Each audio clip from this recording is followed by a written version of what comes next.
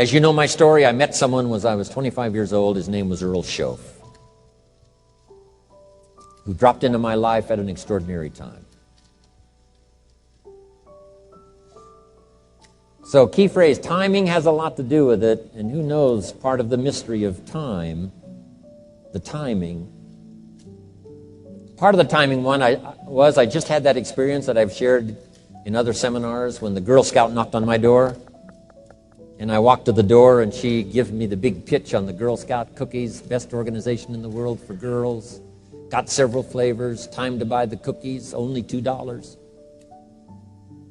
And with a big smile, she very politely asked me to buy. No problem, I wanted to buy. Big problem, I didn't have $2 in my pocket. And I didn't want to tell her that. So I did what I thought was next best. I lied to her. And I said, hey, look, I've already bought plenty of Girl Scout cookies. We've still got plenty in the house we haven't eaten yet. She said, oh, that's wonderful. Thank you very much. And she leaves. When she leaves, I say to myself, I don't want to live like this anymore. I mean, how low can you get lying to a Girl Scout? I mean, that's low down. I told myself that day, this will never happen to me again. One of those experiences. It's called like life-changing. I said, I'm going to search till I find better opportunities so my pocket won't be empty and the bank account won't be empty and I won't be so far behind on my promises to my family. And it was shortly after that I meet Earl Schoaf, who taught me how to be wealthy, who taught me how to change my life.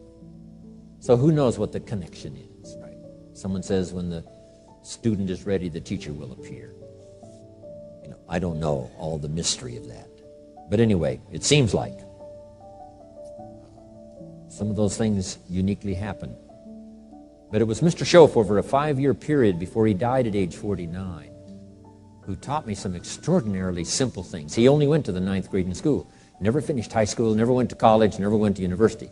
So he put his ideas and his experiences in very simple language, which I think for me, you know, a kid from the farms of Idaho, that simplicity was so important. Because if it would have been technical, I'd have missed it. If it would have been mystic, I would have, backed away. But it was just basic, blunt, ABC, familiar stuff that I hadn't thought of before. And he did start to remind me, and those ideas changed my life. Mr. Schoaf was the one when I said, this is all they pay. He said, you've been working 6 years, Mr. Rhon, how come you're not doing better? And I said, this is all the company pays. He says, well, that's not true. I said, no, this is my paycheck. This is all the company pays. He said, no, this is all the company pays you. I thought, that's a new way to look at it, right? He said, doesn't the company pay 2, 3, 4, 5 times this amount to other people? I said, well, yes. He said, well, then this is not all the company pays. It's all they pay you. And if you qualified, wouldn't your income grow 2, 3, 4, 5 times? I said, I suppose. So he said, we don't have to work on the company. We have to work on you.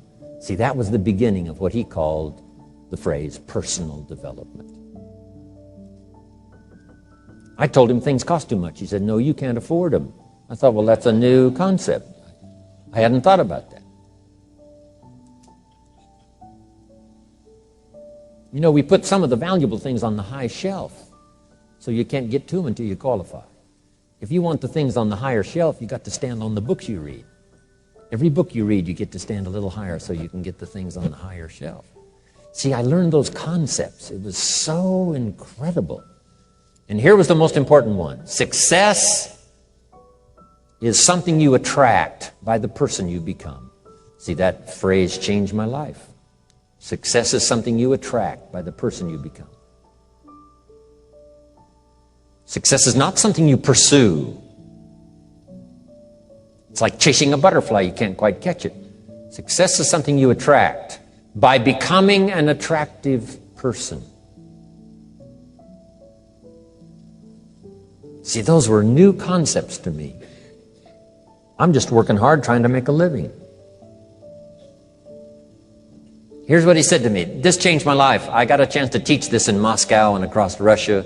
3 visits, now the 4th. Here's what Schoaf taught me. Profits are better than wages. Nobody taught me that in high school. Nobody taught me that. I went to 1 year of college. Nobody taught me. Profits are better than wages. Wages make you a living. Profits make you a fortune. And how could you work on both a living and a fortune? He said, well, you could start part-time working on your fortune while you're working full-time on your living. I thought, wow. Now he said it's fun to get up in the morning. Not just getting up, go to work to pay the rent, but to get up to go to work to make a fortune. First, to make a living for my family. Second, to make a fortune. And he taught me how to make both a living and a fortune. Guess what I did? I learned how to make both a living and a fortune. And I found out anybody could do it once they get the information. And at age 25, I started receiving this extraordinary information. Here's what he said: your income is directly related to your philosophy, not to the economy. I thought, no one ever told me that. I kept hoping the economy would change. He said, no, your philosophy has to change. I assured him that I had my fingers crossed. He said, that won't help. Then what could I do to change my income and multiply it by 2, by 3, by 5, by 10, and then multiply it by 10 again? What could I do? And he started giving me the disciplines and the process of learning the skills to change my life. This was an extraordinary man. Those were extraordinary times for me, life-changing in every manner that you can imagine, but very simple ABC concepts. Here's what I learned: not to search for the exotic until you've discovered the basic.